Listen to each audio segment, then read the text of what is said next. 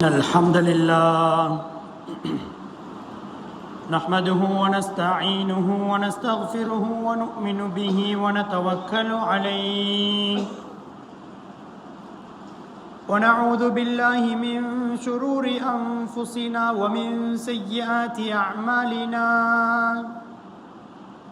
من يهده الله فلا مضل له ومن يضلله فلا هادي له أشهد أن لا إله إلا الله وحده لا شريك له وأشهد أن سيدنا محمدا عبده ورسوله أما بعد فقد قال الله تعالى في قرآنه الكريم أعوذ بالله من الشيطان الرجيم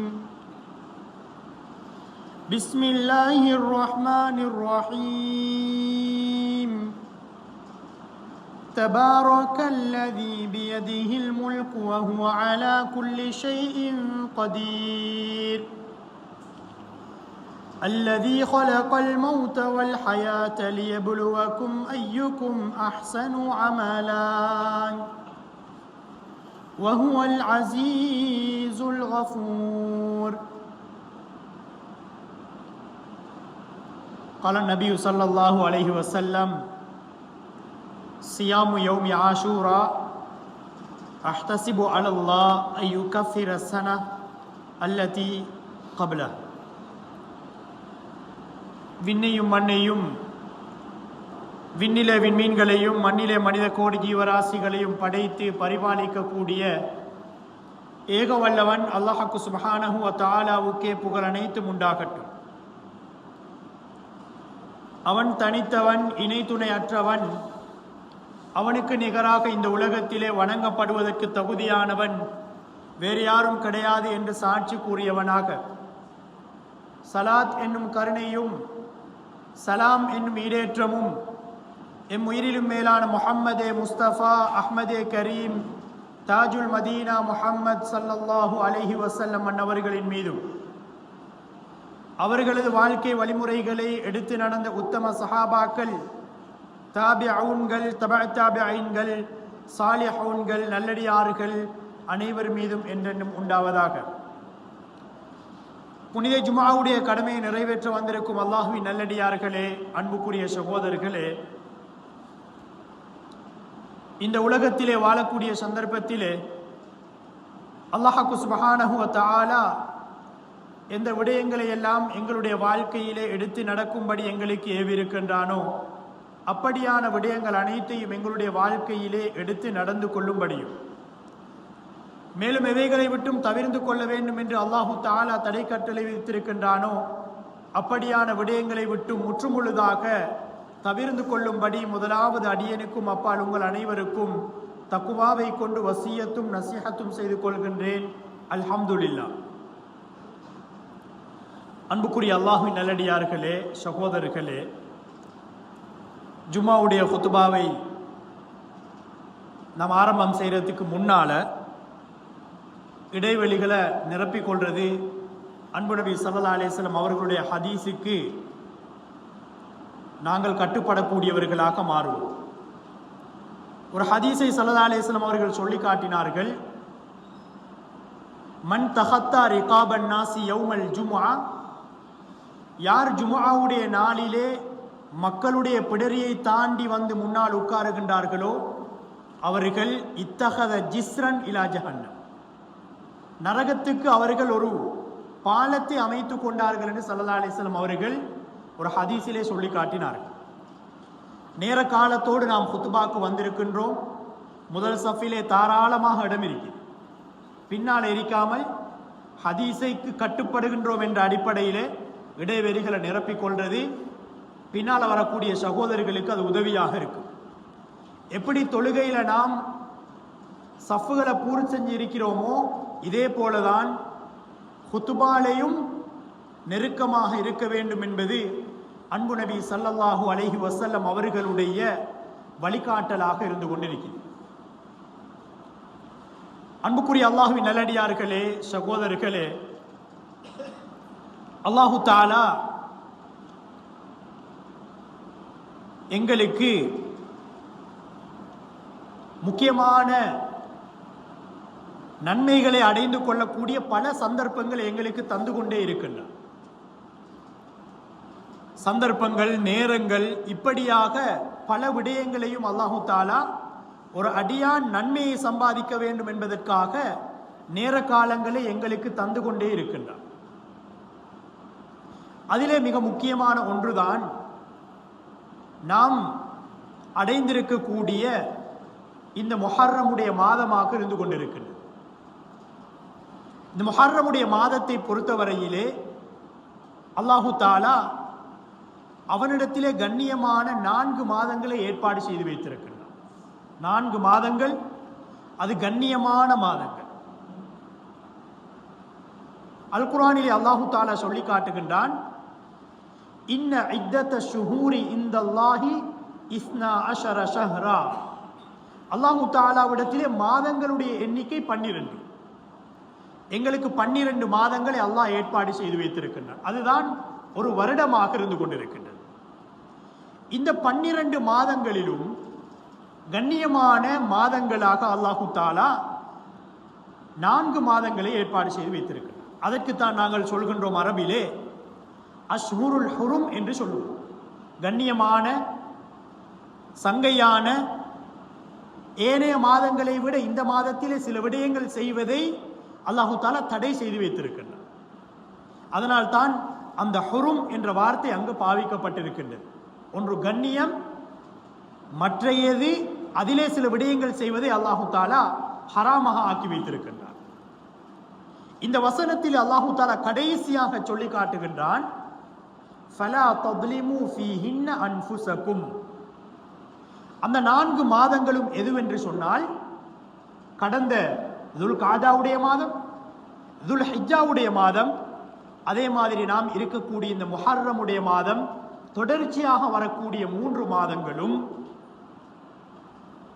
அடுத்ததாக ரஜபுடைய மாதம். அந்த ரஜபுடைய மாதம், இப்படியான இந்த 4 மாதங்களும் சங்கையான கண்ணியமான மாதங்கள். இந்த மாதத்திலே அல்லாஹு தாலா எங்களுக்கு சொல்லக்கூடிய மெசேஜ் என்னென்றால், ஃபலா தத்லிமு ஃபீஹின்ன அன்ஃபுஸகும். நீங்கள் உங்களுக்கு அநியாயம் செய்து கொள்ள வேண்டாம் என்று அல்லாஹு தாலா இந்த வசனத்தை முடிக்கின்றார். அன்புக்குரிய அல்லாஹ்வின் நல்லடியார்களே, சகோதரர்களே, இந்த மாதத்திலே அல்லாஹு தாலா அன்பு நபி ஸல்லல்லாஹு அலைஹி வஸல்லம் அவர்களுடைய காலத்திலே, எங்களுக்கு தெரியும், நபி அவர்களுடைய காலத்திலே ஜிஹாத், யுத்தம் என்று ஒன்று இருந்தது. ஆனால் இந்த 4 மாதங்களிலும் யுத்தம் செய்வதையும் அல்லாஹு தாலா தடை செய்து வைத்திருந்தார். இது ஒரு சமாதான காலமாக இந்த 4 மாதங்களையும் அல்லாஹு தாலா ஏற்பாடு செய்து வைத்தார். ஒருவர் நபி அவர்களை தூர பிரதேசத்தில் இருந்து சந்திக்க வருவதாக இருந்தால் இந்த மாதத்திலே தான் அவர்கள் வருவார்கள். ஏனென்றால் அனைவருக்குமான அந்த சட்டமாக முஸ்லிம் அல்லாதவர்களும் இந்த சட்டங்களை மதிக்கக்கூடியவர்களாக இருந்தார்கள். இந்த நாட்களிலே அவர்கள் என்ன செய்ய மாட்டார்கள்? யுத்தம் செய்ய மாட்டார்கள். அப்படியான கண்ணியமான மாதங்கள்ல ஒன்றுதான் இந்த முஹர்ரமுடைய மாதமாக இருக்கின்றது. இந்த முஹர்ரமுடைய மாதம் நாம் கடந்த அந்த வருடத்தை கழித்து விட்டோம். அதுதான் ஹிஜ்ரி 1447வது ஆண்டு. அவற்றை முழுமையாக அந்த 12 மாதத்தை கழித்து விட்டு 1448வது ஆண்டிலே நாம் காலடி எடுத்து வைத்திருக்கிறோம். இந்த முஹர்ரமுடைய மாதத்தை நாம் எப்படி வரவேற்க வேண்டும், எம்முடைய திட்டங்கள், எம்முடைய ஆசைகள், எம்முடைய நியத்துக்கள் இந்த வருடத்திலே எப்படி இருக்க வேண்டும் என்பதை நாம் ஒரு கணம் புதுப்பித்துக் கொள்ள வேண்டும். ஏனென்றால் உமர் இப்னுல் ஹத்தாப் ரலியல்லாஹு தஆலா அன்ஹு அவர்களுடைய அந்த காலத்திலே அவர்கள் ஹலீஃபாவாக இருக்கக்கூடிய நேரத்திலே தான் ஆலோசனை செய்யப்படுகின்றது. முஸ்லிம்களுடைய நிகழ்வுகளை அடையாளப்படுத்துவதற்காக ஒரு வருடத்தை அறிமுகம் செய்ய வேண்டும் என்ற ஒரு ஆலோசனை செய்யப்படுகின்றது. அதிலே தான் அவர்கள் திட்டமிடுகின்றார்கள், ஆலோசனை செய்தார்கள். எப்படி முஸ்லிம்களுடைய அந்த வருடங்களை நாம் மக்களுக்கு அறிமுகம் செய்வது? அதிலே தான் பல ஆலோசனைகள் சொல்லப்பட்டது. ஸல்லல்லாஹு அலைஹி வஸல்லம் அவர்களுடைய பிறப்பை வைத்து அறிமுகம் செய்வோம் என்று சிலர்கள் சொன்னார்கள். இன்னும் நபி அவர்களுடைய வஃபாத்தை வைத்து இந்த வருடத்தை அறிமுகம் செய்வோம் என்று சொன்னார்கள். ஆனால் முடிவு செய்யப்பட்டது அன்பு நபி ஸல்லல்லாஹு அலைஹி வஸல்லம் அவர்களுடைய ஹிஜ்ரா, மக்காவில் இருந்து மதீனாவுக்கு ஸல்லல்லாஹு அலைஹி வஸல்லம் அவர்கள் ஹிஜ்ரத் செய்த அந்த நிகழ்வை வைத்து நாம் வருடங்களை அறிமுகம் செய்வோம் என்று ஆலோசனை முடிவு செய்யப்படுகின்றது. அன்புக்குரிய இஸ்லாமிய சகோதரர்களே, பெரியவர்களே, அந்த அன்பு அமீருல் முஃமினீன் உமர் இப்னுல் ஹத்தாப் ரலியல்லாஹு தஆலா அன்ஹு அவர்களுடைய அந்த காலத்துக்கு பிறகுதான், அவர்களுடைய அந்த ஆட்சி காலத்திலே தான் இந்த ஹிஜ்ரி ஆண்டு அறிமுகம் செய்யப்படுகின்றது. அன்புக்குரிய அல்லாஹ்வின் நல்லடியார்களே, சகோதரர்களே, இந்த ஹிஜ்ரி ஆண்டு எங்களுக்கு எதனை கற்றுத்தருகின்றது? அன்பு நபி ஸல்லல்லாஹு அலைஹி வஸல்லம் அவர்கள் மக்காவிலே எப்படி அவர்கள் அந்த தீனுடைய தஅவாவுடைய பிரச்சாரங்களை அவர்கள் மேற்கொண்டார்களோ, அங்கு அவர்களுக்கு உதவியாக ஒத்தாசையாக அந்த மக்கள் இருக்கவில்லை. ஸல்லல்லாஹு அலைஹி வஸல்லம் அவர்கள் ஆலோசனை செய்கின்றார்கள்.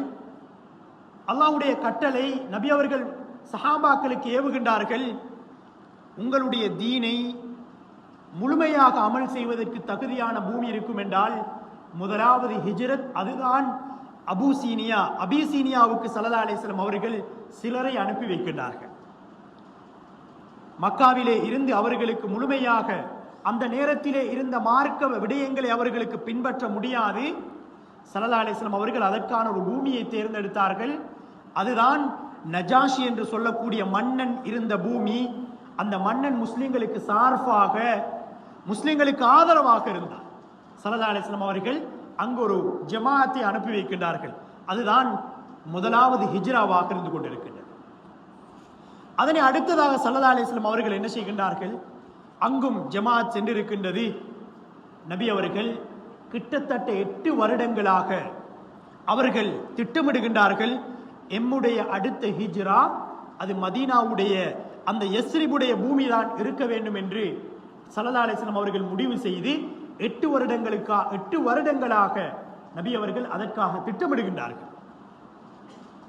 ஸல்லல்லாஹு அலைஹி வஸல்லம் அவர்களுடைய ஹிஜ்ராவில் இருந்து நாம் படிக்க வேண்டிய பாடம் இதுவாக இருக்கின்றது. எம்முடைய வாழ்க்கையை நாம் திட்டமிட வேண்டும்.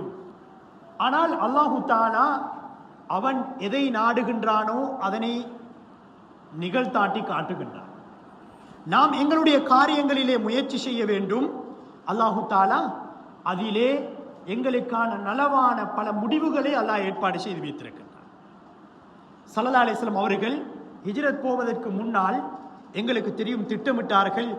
என்னோடு ஹிஜ்ரத்துக்கு யார் வர வேண்டும், அந்த பயணத்தில் என்னோடு யார் இருக்க வேண்டும், எங்களுக்கு வழிகாட்டக்கூடியவர் யாராக இருக்க வேண்டும். ஸல்லல்லாஹு அலைஹி வஸல்லம் தேர்ந்தெடுத்தார்கள். ஒரு முஸ்லிம் அல்லாத சகோதரரை தேர்ந்தெடுத்தார்கள். எதற்காக? நபி அவர்களுக்கு மக்காவில் இருந்து மதீனாவுக்கு போகக்கூடிய நேரத்திலே அவர்களுக்கு வழிகாட்டுவதற்காக முஸ்லிம் அல்லாத ஒரு சகோதரரை தேர்ந்தெடுத்தார்கள்.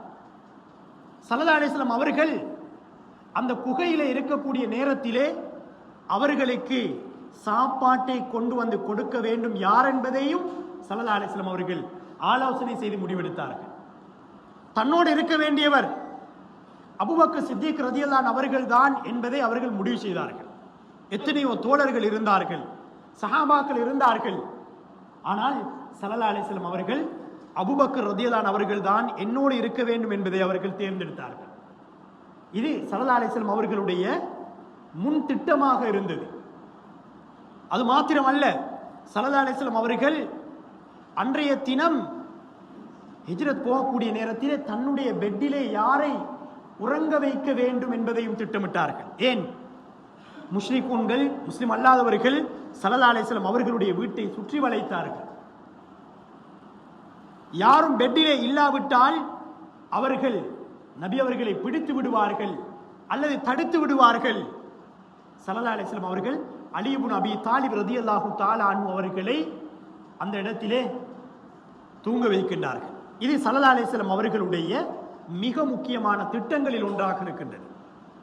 எங்களுக்கு இந்த ஹிஜ்ராவுடைய பாடம் எதனை கற்றுத்தருகின்றது என்றால், இப்படியான திட்டங்களை எங்களுடைய வாழ்க்கையிலே நாம் வகுத்துக் கொள்ள வேண்டும். கடந்த வருடத்திலே இபாதத்துக்களிலே நான் ஈடுபட்டேன். மிக முக்கியமான ஒரு இபாதத் அது தொழுகையாக இருக்கின்றது. என்னுடைய ஹிஜ்ரி 1447வது ஆண்டு என்னுடைய தொழுகையினுடைய நிலை எவ்வாறு இருந்தது? நான் நேரத்துக்கு தொழுதேனா? மஸ்ஜிதுக்கு வந்து இமாஜமாத்தோடு நான் தொழுகையை நிறைவேற்றினேனா? அதிலும் நான் முதலாவது சஃபிலே இருந்து அந்த ஃபர்லான தொழுகைகளை நான் நிறைவேற்றினேனா? ஏனைய சுன்னத்தான தொழுகைகள் இதை நான் எப்படி நிறைவேற்றினேன் என்பதை ஒரு கணம் நாம் யோசித்து இந்த புதிய ஹிஜ்ரி ஆண்டிலே என்னுடைய ஃபர்லான தொழுகை அது எப்படி இருக்க வேண்டும் என்ற திட்டத்தை நான் வகுத்துக் கொள்ள வேண்டும். உமர் இப்னுல் கத்தாப் ரலியல்லாஹு தஆலா அன்ஹு அவர்களுடைய கடைசி காலத்தில் அவர்களுடைய தொழுகை எப்படி அவர்கள் தொழுதார்கள் எங்களுக்கு தெரியும். உமர் இப்னுல் கத்தாப் ரலியல்லாஹு தஆலா அன்ஹு அவர்கள் கடைசி காலம் அவர்களுடைய கடைசி தொழுகை ஜமாத்தாக நிறைவேற்றுகின்றார்கள். அந்த ஃபஜ்ருடைய தொழுகையை அவரை என்ன செய்கின்றார்கள்? ஒரு முஷ்ரிக், ஒரு அடிமை உமர் இப்னுல் கத்தாப் ரலியல்லாஹு தஆலா அன்ஹு அவர்களுக்கு கத்தியால் குத்தி விடுகின்றார்கள். அந்த கடைசி சந்தர்ப்பத்திலே அவர்கள் மயக்கமுற்று விழுகின்றார்கள். மயக்கம் தெளியக்கூடிய நேரத்திலே அவர்கள் என்ன கேட்டார்கள்? தொழுகையுடைய நேரம் வந்து விட்டதா என்று கேட்டார்கள். மயக்கம் தெளியக்கூடிய நேரத்திலே யார் அந்த தொழுகையை நிலைநாட்டுகின்றார்கள், ஜமாஅத் செய்கின்றார்கள்? உமர் இப்னுல் கத்தாப் ரலியல்லாஹு தஆலா அன்ஹு அவர்களுடைய கடைசி சந்தர்ப்பத்திலே அவர்கள் பாவித்த வார்த்தை லா ஹல்ல ஃபில் இஸ்லாம் லிமன் லா ஸலாத லஹு. யார் தொழவில்லையோ அவருக்கு இஸ்லாத்திலே எந்த விதமான பங்கும் இல்லை என்பதை அந்த இறுதி சந்தர்ப்பத்திலே உமர் இப்னுல் கத்தாப் ரலியல்லாஹு தஆலா அன்ஹு அவர்கள் என்ன செய்கின்றார்கள்? அந்த சஹாபாக்களுக்கு சொல்லி காட்டுகின்றார்கள். அன்பு நபி ஸல்லல்லாஹு அலைஹி வஸல்லம் அவர்கள் கடைசி சந்தர்ப்பம் அவர்களால் எழுந்து நடந்து கொண்டு வர முடியாத நேரத்தில் கூட என்ன செய்தார்கள்? 2 சஹாபாக்களுடைய உதவியோடு ஸல்லல்லாஹு அலைஹி வஸல்லம் அவர்களை சுமந்து கொண்டு வந்து அந்த ஃபர்லான தொழுகையை நிறைவேற்றினார்கள். இதுதான் ஸல்லல்லாஹு அலைஹி வஸல்லம் அவர்களுடைய தொழுகை, சஹாபாக்களுடைய தொழுகை. அன்பு நபி ஸல்லல்லாஹு அலைஹி வஸல்லம் அவர்களுடைய பேர பிள்ளை தான் ஹுசைன் ரலியல்லாஹு தஆலா அன்ஹு அவர்கள். இந்த முஹர்ரமுடைய மாதம் வந்தால் அவர்கள் ஞாபகப்படுத்தப்படுவார்கள். ஹுசைன் ரலியல்லாஹு தஆலா அன்ஹு அவர்களுடைய தொழுகை எப்படி இருந்தது? அவர்கள் கர்பலாவுடைய அந்த யுத்தத்திலே இருக்கின்றார்கள். அவர்களுடைய படையிலே கிட்டத்தட்ட 56 பேர்கள் இருக்கின்றார்கள். இந்த நேரத்திலே ஹுசைன் ரலியல்லாஹு தஆலா அன்ஹு அவர்கள் அந்த யுத்த களத்திலே இருக்கக்கூடிய நேரத்திலே லுஹருடைய நேரம் வருகின்றது. அனைத்து படை வீரர்களையும் 2ஆக பிரித்து சலாத்துல் ஹவுஃப் என்று சொல்லப்படக்கூடிய யுத்த களத்திலே தொழக்கூடிய அந்த தொழுகையை ஹுசைன் ரலியல்லாஹு தஆலா அன்ஹு அவர்கள் என்ன செய்தார்கள்? அந்த கர்பலாவுடைய யுத்தத்திலே அவர்கள் தொழுது காட்டுகின்றார்கள். இதுதான் சஹாபாக்களுடைய தொழுகையாக இருந்தது. நாம் திட்டமிட வேண்டும், என்னுடைய இந்த புது வருடத்திலே என்னுடைய தொழுகை எப்படி இருக்க வேண்டும்? என்னுடைய ஃபர்லான தொழுகை, நான் மஸ்ஜிதுக்கு வந்து முதலாவது சஃபிலே இருந்து நான் அசானை கேட்க வேண்டும். அந்த முந்திய பிந்திய சுன்னாக்களை நான் தொழ வேண்டும். ஜமாஅத்தோடு நான் தொழுகை நிறைவேற்ற வேண்டும். அவ்வல் ஜமாஅத்தோடு நான் தொழுகை நிறைவேற்ற வேண்டும் என்பதை நான் என்ன செய்ய வேண்டும்? ஒவ்வொருவரும் நாம் திட்டமிட்டுக் கொள்ள வேண்டும். என்னுடைய தொழுகை அது சீராக ஒவ்வொரு ஃபர்து தொழுகையும் அமைய வேண்டும் என்பதை நாம் திட்டமிட வேண்டும். ஸல்லல்லாஹு அலைஹி வஸல்லம் ஒரு ஹதீஸிலே சொன்னார்கள், அஃதலு ஸலாத்தி பஅதல் ஃபரீதா, ஃபர்லான தொழுகைக்கு பின்னால் சிறப்பான ஒரு தொழுகை இருக்கும் என்றால் ஸலாத்துல் லைல், அதுதான் இரவு தொழுகை என்று சொன்னார்கள். நாம் சொல்லுவோமே தஹஜ்ஜுடைய தொழுகை, கியாமுல் லைல், வித்ருடைய தொழுகை என்று நாம் சொல்வோம். இந்த தொழுகை தான் ஃபர்லான தொழுகைக்கு அடுத்ததாக இருக்கக்கூடிய சிறப்பான தொழுகை. எனவே ஃபர்லான தொழுகையை நாம் எப்படி திட்டமிடுகின்றோமோ இதே போன்று எம்முடைய அந்த இரவு தொழுகையும் அமைய வேண்டும் என்பதை நாம் திட்டமிட்டுக் கொள்ள வேண்டும். இந்த இரவிலே தொழக்கூடிய தொழுகை அது வித்ரு தொழுகையாக இருக்கலாம், தஹஜ்ஜுடைய தொழுகையாக இருக்கலாம். இந்த தொழுகையை முழுமையாக நான் தொழுதுவிட்டுத்தான் உறங்க வேண்டும், அல்லது தஹஜ்ஜுதிலே எழுந்து நான் தொழ வேண்டும் என்ற அந்த மைண்ட் செட்டை நாம் ஒவ்வொருவரும் உருவாக்கி கொள்ள வேண்டும். ஸல்லல்லாஹு அலைஹி வஸல்லம் அவர்கள் சஹாபாக்கள் சிலரை பார்த்தார்கள், ஃபர்லான தொழுகை எல்லாத்தையும் நிறைவேற்றினார்கள். ஹஃப்ஸா ரலியல்லாஹு அவர்களுடைய சகோதரர், உமர் இப்னு கத்தாப் ரலியல்லாஹு அவர்களுடைய மகன், அப்துல்லா இப்னு உமர் என்று நாங்கள் சொல்லுவோம் ரலியல்லாஹு அன்ஹு, அவர்களை பார்த்து ஸல்லல்லாஹு அலைஹி வஸல்லம் அவர்கள் ஹஃப்ஸா ரலியல்லாஹு அன்ஹா அவர்களிடத்திலே சொன்னார்கள், நிஅமர் ரஜுலு அப்துல்லா, அப்துல்லா சிறந்த மனிதர். எப்ப தெரியுமா? இன்கான யுஸல்லி ஃபில் லைல், அவர் இரவிலே தொழுவாராக இருந்தால் அவர் மிச்சம் சிறந்தவராக மாறிடுவார் என்று ஹஃப்ஸா ரலியல்லாஹு அன்ஹா அவர்களிடத்தில் தன்னுடைய சகோதரர் அப்துல்லாஹ் இப்னு உமர் ரலியல்லாஹு அன்ஹு அவர்களை பற்றி ஸல்லல்லாஹு அலைஹி வஸல்லம் அவர்கள் சொல்லி காட்டுகின்றார்கள். எதற்காக? இரவு தொழுகை அவர்கள் விட்டு விட்டு தொழக்கூடியவர்களாக இருந்தார்கள். அதனால சொன்னார்கள், இரவு தொழுகை அவர் கண்டினியூவா தொழுவோம் என்பதை ஹஃப்ஸா ரலியல்லாஹு அன்ஹா அவர்களிடத்திலே ஸல்லல்லாஹு அலைஹி வஸல்லம் அவர்கள் சொல்லி காட்டுகின்றார்கள்.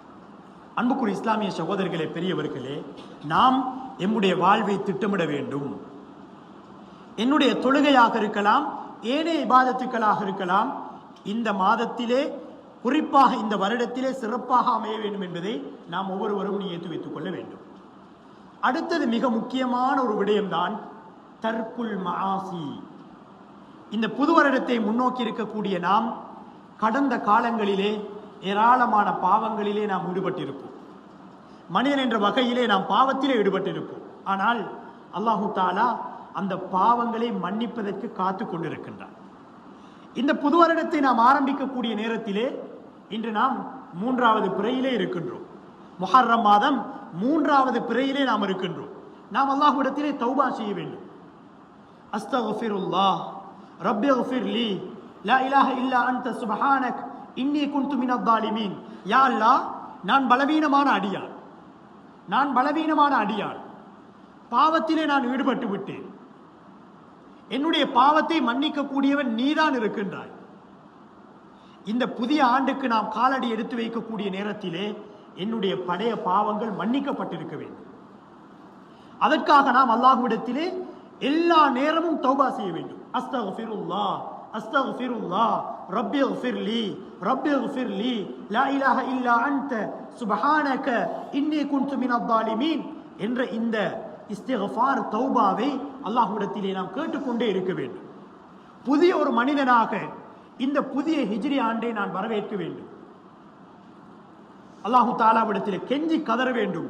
நாம் நினைக்க கூடாது, நான் இவ்வளவு பாவம் செய்து விட்டேனே, அல்லாஹு தாலா என்னை மன்னிப்பானா என்று நாம் நினைக்க கூடாது.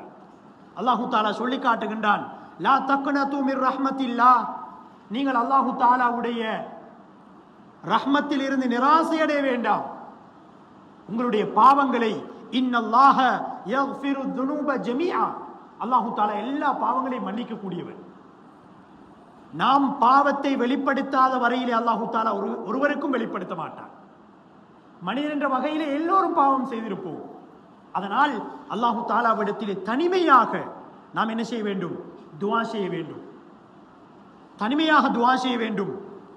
நபிமார்களுடைய இஸ்திக்ஃபாரை நாம் கற்றுக்கொள்ள வேண்டும். நபி இப்ராஹிம் அலைஹிஸ்ஸலாம் அவர்கள் இஸ்திக்ஃபார் செய்தார்கள். நபி நூஹ் அலைஹிஸ்ஸலாத்து வஸ்ஸலாம் அவர்கள் அல்லாஹ்விடத்திலே செய்த அந்த இஸ்திக்ஃபாரை அல்லாஹு தஆலா அல் குர்ஆனிலே சொல்லி காட்டுகின்றார். இவற்றை எப்போதுமே நாம் எம்முடைய நாவிலே மொழிந்து கொண்டே இருக்க வேண்டும். அல்லாஹ்விடத்திலே தௌபா செய்து கொண்டே இருக்க வேண்டும். அன்புக்குரிய இஸ்லாமிய சகோதரர்களே, பெரியவர்களே, அடுத்தது மிக முக்கியமான ஒரு விடயம்தான் இந்த முஹர்ரமுடைய மாதம் என்பது அல்லாஹு தாலா தன்னுடைய பெயரோடு சில விடயங்களை இந்த உலகத்திலே இணைத்து வைத்திருக்கின்றார். உதாரணமாக கஅபத்துல்லா, பைத்துல்லா, அல்லாஹு தாலாவுடைய வீடு, அல்லாஹுடைய காபா, அவனிடத்திலே எதுவெல்லாம் பெருமதியாக இருக்கின்றதோ அவற்றை அல்லாஹு தாலா தன்னுடைய பெயரோடு இணைத்துக் கொள்வார். அல் குர்ஆனிலே சில விடயங்களிலே சத்தியம் செய்து சொல்கின்றான். வல் ஃபஜ்ர் வஷ்ஷம்ஸி வதுஹாஹா வல் கமர் வன் நஜ்ம் லா உக்ஸிமு பிஹாதல் பலத். எதற்காக சத்தியம் செய்கின்றான்? அந்த விடயம் அல்லாஹு தாலாவிடத்திலே பெருமதி வாய்ந்தது. அதே போலதான் எந்த மாதங்களையும் அல்லாஹு தாலா தன்னோடு இணைக்கவில்லை. எந்த மாதத்தையும் அல்லாஹு தாலா தன்னோடு இணைக்கவில்லை. ஆனால் முஹர்ரமுடைய மாதத்தை அல்லாஹ் தன்னோடு இணைத்திருக்கின்றார். எப்படி? ஸல்லல்லாஹு அலைஹி வஸல்லம் சொன்னார்கள், அஃதலு ஸியாமி பஅத ரமதான், ரமதானுக்கு பின்னால சிறப்பான ஒரு நோன்பு இருக்கும் என்றால் ஷஹ்ருல்லாஹில் முஹர்ரம், அது முஹர்ரமுடைய மாதத்திலே நோட்கப்படக்கூடிய நோன்பு என்பதை ஸல்லல்லாஹு அலைஹி வஸல்லம் அவர்கள் சொல்லி காட்டினார்கள். ஒரு அடியான் அல்லாஹ்வோடு நெருங்க வேண்டும் என்றால் மிக முக்கியமான ஒரு இபாதத் தொழுகை, இரண்டாவது இபாதத் நோன்பு. அல்லாஹ்வுக்கு மிக விருப்பமான இபாதத். ரமலானுக்கு பின்னால சிறப்பான நோன்பு இருக்கும் என்றால் அது அது முஹர்ரமுடைய மாதத்திலே நோக்கப்படக்கூடிய நோன்பு. இந்த மாதத்திலே வரக்கூடிய 29, 30 நாட்களிலும் எங்களால் நோன்பு நோக்க முடியும். அது ரமலானுக்கு அடுத்த அந்தஸ்து. யார் அதற்கு சக்தி பெறுவார்களோ அவர்கள் என்ன செய்வார்கள், அந்த முழுமையாக இந்த மாதத்தை முழுமையாக நோன்பு நோற்றுக் கொள்வதற்கு பயன்படுத்திக் கொள்ளலாம். ஆனால் இரண்டாவது ஒரு தரஜா இருக்கின்றது. இதில் இருக்கக்கூடிய இந்த ஆரம்ப 10 நாட்களுக்கு உலமாக்கள் சொல்கின்றார்கள் ஒரு சில சிறப்பை அல்லாஹு தாலா வைத்திருக்கின்றார். ஏனென்றால் இந்த நாட்களிலே தான் அல்லாஹு தாலா நபி மூசா அலைஹிஸ்ஸலாத்து வஸ்ஸலாம் அவர்களை பாதுகாத்தான். யாரிடத்தில் இருந்து? அவர்களுடைய காலத்திலே இருந்த அந்த கொடுங்கோல் அநியாயக்கார அரசர் ஃபிரௌனிடத்திலிருந்து அல்லாஹு தாலா பாதுகாத்தது நபி மூசா அலைஹிஸ்ஸலாத்து வஸ்ஸலாம் அவர்களை இந்த ஆரம்ப நாட்கள், ஆரம்ப இருக்கக்கூடிய அந்த நாட்கள் 10வது நாளிலே தான் அல்லாஹு தாலா பாதுகாத்தான். அதனால் உலமாக்கள் சொல்கின்றார்கள், யாருக்கு 30 நாட்கள் நோன்பு நோக்க முடியாதோ அவர்கள் இதிலே வரக்கூடிய ஆரம்ப 10 நாட்களிலே அவர்கள் நோற்றுக் கொள்ளட்டும் என்று சொல்கின்றார்கள். ஸல்லல்லாஹு அலைஹி வஸல்லம் அவர்கள், இது இரண்டாவது தர்ஜா. ஸல்லல்லாஹு அலைஹி வஸல்லம் அவர்கள் மக்காவிலிருந்து மதீனாவுக்கு போன நேரத்திலே அங்கிருந்த மனிதர்களை பார்த்தார்கள். யகூதிகள், அஹ்லுல் கிதாப், கிறிஸ்துவர்கள், இவர்கள் எப்படி என்றால் நோன்பு நோட்டிருந்தார்கள். அவர்கள் நபி அவர்களை ஈமான் கொண்டிருக்கவில்லை, ஆனால் அவர்கள் நோன்பு நோட்டிருந்தார்கள். சஹாபாக்கள் நபி அவர்கள் அந்த மனிதரிடத்திலே கேட்டார்கள், எதற்காக நோன்பு நோட்டிருக்கிறீர்கள்? அவர்கள் பதில் சொன்னார்கள், இந்த நாளிலே தான் எங்களுடைய நபி மூசா அலைஹிஸ்ஸலாம் அவர்களை அல்லாஹு தஆலா ஃபிரௌனிடத்தில் இருந்து பாதுகாத்தான்.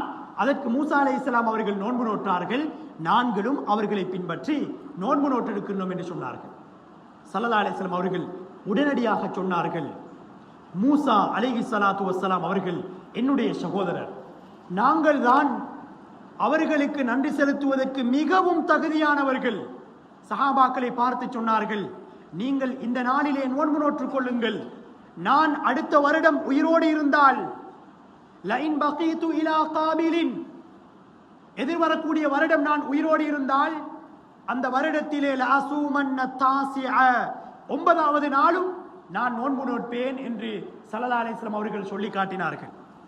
இன்னும் ஒரு ஹதீஸிலே சொன்னார்கள் சஹாபாக்களுக்கு, நீங்கள் 10வது நாள் நோன்பு நோற்றுக் கொள்ளுங்கள், யகூதிகளுக்கு நீங்கள் மாற்றம் செய்யுங்கள். அதனால் 9வது நாளும் 10வது நாளும் அல்லது 10வது நாளும் 11வது நாளும் நீங்கள் நோன்பு நோற்றுக் கொள்ளுங்கள் என்று சொன்னார்கள்.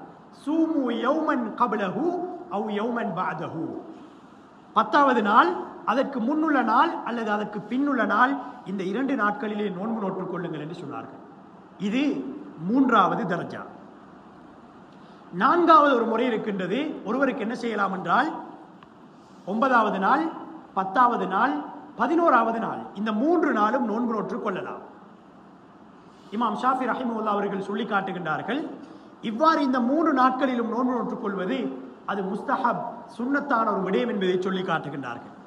யாருக்கும் இந்த 3 நாட்களிலும் அல்லது 2 நாட்களிலும் நோற்றுக்கொள்ள முடியாதென்றால் 10வது நாளில் மாத்திரமாவது அந்த நோன்பை நாம் நோற்றுக்கொள்வதற்கான அனுமதி எங்களுக்கு இருக்கின்றது.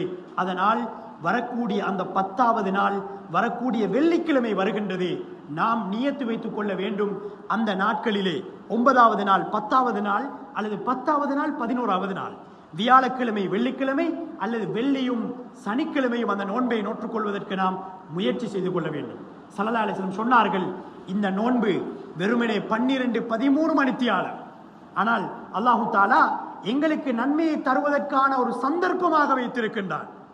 ஸல்லல்லாஹு அலைஹி வஸல்லம் சொன்னார்கள், சியாமு யௌமி ஆஷூரா, ஆஷூராவுடைய நோன்புடைய பலன் இருக்கின்றதே, அஹ்தஸிபு அலல்லாஹ் அய்யுகஃபிர ஸனா அல்லதி கப்லஹு, யார் அந்த நோன்பை நோட்பாரோ அல்லாஹு தாலா என்ன செய்கின்றான் என்றால் அவருக்கு முந்தைய வருடத்துடைய பாவங்களை மன்னிக்கின்றான் என்பதை ஸல்லல்லாஹு அலைஹி வஸல்லம் அவர்கள் சொல்லி காட்டினார்கள். எனவே நாம் அந்த நாட்களிலே வரக்கூடிய வியாழக்கிழமை வெள்ளிக்கிழமை அல்லது வெள்ளிக்கிழமை சனிக்கிழமை இப்படியான 2 நாட்களிலும் நாம் நோன்பு நோற்றுக் கொள்வதற்கு முயற்சிக்க வேண்டும்.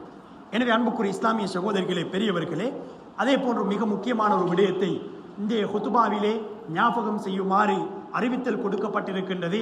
அதாவது எங்களுக்கு தெரியும் மழை காலமாக இருந்து கொண்டிருக்கின்றது. அநேகமாக எங்களுடைய நாட்டிலே மிக முக்கியமாக அநேகமான பகுதிகளிலே டெங்கு நோய் பரவி வரக்கூடிய ஒரு விடயத்தை அரசாங்கம் எடுத்து காட்டியிருக்கின்றது. குறிப்பாக மேல் மாகாணம், கொழும்பு, கம்பஹா, களுத்துறை போன்ற மாவட்டங்களிலே இந்த டெங்கு நோய் அதிகமாக பரவி வருவதாகவும் அதிலே அதிகமானவர்கள் உயிரிழந்திருப்பதாகவும் பாதிப்புக்குள்ளாகி இருக்கக்கூடிய விடயத்தை வைத்தியர்கள் தெளிவுபடுத்துகின்றார்கள். எனவே நாம் என்ன செய்ய வேண்டும்? மஸ்ஜிதூடாக ஊரிலே இருக்கக்கூடியவர்கள் ஒன்று சேர்ந்து நாம் எங்களுடைய ஏரியாக்களை சுத்தம் செய்து கொள்ள வேண்டும். சுத்தம் என்பது எங்களுக்கு தெரியும், அது ஈமானுடைய அரைவாசியாக இருக்கின்றது. அத்தஹூரு ஷத்ருல் ஈமான், ஈமானுடைய அரைவாசி சுத்தம் என்பதை ஸல்லல்லாஹு அலைஹி வஸல்லம் அவர்கள் சொல்லி காட்டினார்கள். எனவே இஸ்லாம் என்பது எப்போதும் எங்களுக்கு சுத்தத்தை சொல்லிக்கொண்டே இருக்கின்றது. ஒரு நாளைக்கு 5 தடவை உடல் உறுப்புகளை நாம் கழுகுகின்றோம் என்றால் அது சுத்தத்துக்கு அடையாளம் என்பதை ஸல்லல்லாஹு அலைஹி வஸல்லம் அவர்களுடைய ஹதீஸ் எங்களுக்கு சொல்லி காட்டுகின்றது. இது எங்களுடைய உடல் உறுப்புகள் மாத்திரமல்ல, நாம் இருக்கக்கூடிய வீடு வாசலாக இருக்கலாம், எங்களுடைய தோட்டங்களாக, காணிகளாக இருக்கலாம், பாதை ஓரங்களாக இருக்கலாம். தண்ணீர் தேங்கி நின்று அதன் மூலமாக நோய் வரக்கூடிய ஒரு அவதானம் இருக்குமாக இருந்தால் அந்த நேரத்திலே அவற்றை சுத்தம் செய்வது எம்முடைய ஈமானுடைய ஒரு பகுதி, எம்முடைய ஈமானுடைய ஒரு பகுதி. அந்த சுற்றுச்சூழலை சுத்தமாக வைத்துக் கொள்ள வேண்டும் என்பதை ஸல்லல்லாஹு அலைஹி வஸல்லம் அவர்கள் எங்களுக்கு அன்றே சொல்லிவிட்டார்கள். ஒரு இடத்திலே தண்ணீர் தேங்கி நிற்குமாக இருந்தால் அந்த இடத்திலே நீங்கள் சிறுநீர் கழிக்க வேண்டாம் என்று ஸல்லல்லாஹு அலைஹி வஸல்லம் அவர்கள் சொன்னார்கள். பாதையிலே மக்கள் நடந்து போவார்களாக இருந்தால் அந்த நேரத்திலே நீங்கள் வெளிவாசலுக்கு அந்த இடங்களிலே செல்ல வேண்டாம் என்று சொல்லி காட்டினார்கள். நிழல் தரக்கூடிய மரங்கள் இருக்கின்றனவா, அந்த இடங்களிலே நீங்கள் வெளிவாசலுக்கு செல்ல வேண்டாம் என்பதை ஸல்லல்லாஹு அலைஹி வஸல்லம் அவர்கள் சொல்லி காட்டினார்கள். பாதையிலே மக்கள் போகக்கூடிய அந்த இடங்களிலே நீங்கள் உட்கார்ந்து கதைத்து கொண்டிருக்க வேண்டாம் என்பதையும் அந்த பாதையுடைய ஒழுங்கையும் சுற்றுச்சூழலையும் இஸ்லாம் எங்களுக்கு மிக தெளிவாக சொல்லி காட்டியிருக்கின்றது. எப்படி நான் எனக்கு நோவினை செய்வதை இஸ்லாம் தடை செய்திருக்கின்றதோ, லா பரர வலா திரார, அடிப்படையான ஒரு இஸ்லாத்தினுடைய ஒரு கோட்பாடு, நாம் எனக்கும் அநியாயம் செய்யக்கூடாது, நாம் பிறருக்கும் அநியாயம் செய்யக்கூடாது என்பதை இஸ்லாம் இந்த வசனத்தினூடாக, இந்த ஹதீஸினூடாக எங்களுக்கு தெளிவுபடுத்துகின்றது. எனவே நாம் வைத்தியர்கள், சுகாதார அதிகாரிகள் எங்களுக்கு அறிவுறுத்தல் தருகின்றார்கள். இந்த காலப்பகுதியிலே அதிகமாக டெங்கு நோய் பரவக்கூடிய வாய்ப்புகள் இருக்கின்றன. எனவே எங்களுடைய வீடு வாசல், எங்களுடைய அந்த கான்களுடைய பகுதிகள், இவற்றிலே நாம் ஊத்தைகளை போடாமல் அவற்றை நாம் சுத்தமாக வைக்க வேண்டும். எங்களுடைய வீடு வாசலை சுத்தமாக வைக்க வேண்டும். பொது இடங்கள் இருக்கின்றன, மஸ்ஜிதுகள், ஏனைய கட்டிடங்கள் இருக்குமாக இருந்தால் அவற்றையும் நாம் சுத்தமாக வைத்துக் கொள்வதை இஸ்லாம் எங்களுக்கு வலியுறுத்தி இருக்கின்றது. எனவே எல்லாம் வல்ல அல்லாஹு தஆலா இந்த முஹர்ரமுடைய மாதத்திலே வரக்கூடிய அந்த ஆஷூரா, தாசுவாவுடைய நோன்பை நோற்று அல்லாஹு தஆலாவிடத்திலே அந்த பரிபூரணமான கூலியை அடைந்து கொள்வதற்கு எல்லாம் வல்ல அல்லாஹு தஆலா நம் அனைவருக்கும் தௌஃபீக் செய்வானாக. யா அல்லாஹ் எங்களுடைய பாவங்கள் அனைத்தையும் மன்னித்திடுவாயாக. யா அல்லாஹ் எங்களுடைய பெற்றோர்களுடைய பாவங்கள் அனைத்தையும் மன்னித்திடுவாயாக. யா அல்லாஹ் புதிய இந்த ஹிஜ்ரி ஆண்டை நாம் அடைந்திருக்கின்றோம். இந்த ஆண்டிலே எல்லா வகையான பரக்கத்துக்களையும் எங்களுக்கு தந்திடுவாயாக. பாவங்களில் இருந்து எங்களை பாதுகாத்தருள்வாயாக. எங்களுடைய குடும்பங்கள், பெற்றோர்கள், பிள்ளைகள், மனைவிமார்கள் அனைவருக்கும் நீ இந்த பாவத்திலிருந்து எங்களை பாதுகாத்து பரக்கத்தான ஒரு வாழ்க்கையை எங்களுக்கு தந்திடுவாயாக. வ ஆகிர் தஅவானா அனில் ஹம்துலில்லாஹி ரப்பில் ஆலமீன்.